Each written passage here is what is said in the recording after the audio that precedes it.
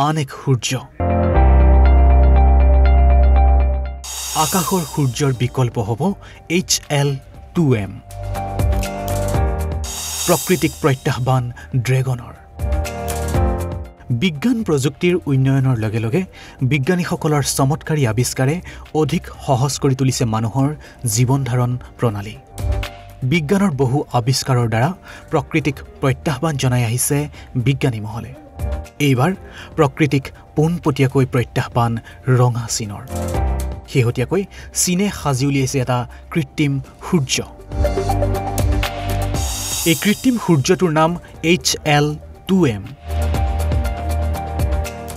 HL2M হৈছে চীনৰ সৰ্ববৃহৎ advance nuclear fusion experiment research device Sichuan প্ৰদেশত থকা HL2M টকামাক পাৰমাণৱিক কেন্দ্ৰত নিৰ্মাণ কৰা হৈছে কৃত্ৰিম সূৰ্যটো পাৰমাণৱিক শক্তিৰ সহায়ত সাজি উলিওৱা এই কৃত্ৰিম সূৰ্যৰ তাপমাত্ৰা 150 নিযুত ডিগ্ৰী সেলসিয়াছ ই হৈছে নিউক্লিয়াৰ ফিউজন ৰিয়েক্টৰ যি প্ৰকৃত সূৰ্যতকৈ বহুগুণ অধিক শক্তি প্ৰদান কৰিব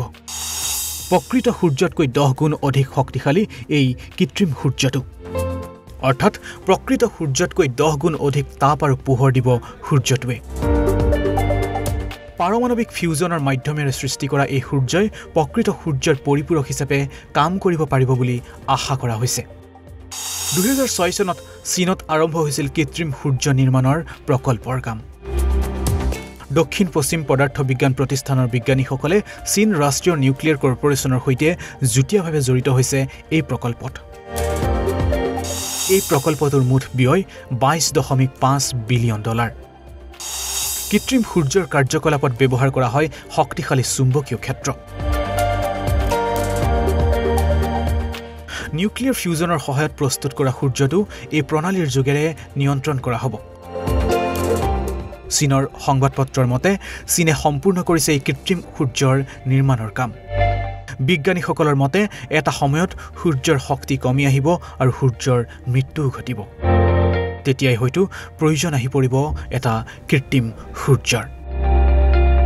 ইণ্টাৰনেশ্যনেল ডেস্ক ঈশান নিউজ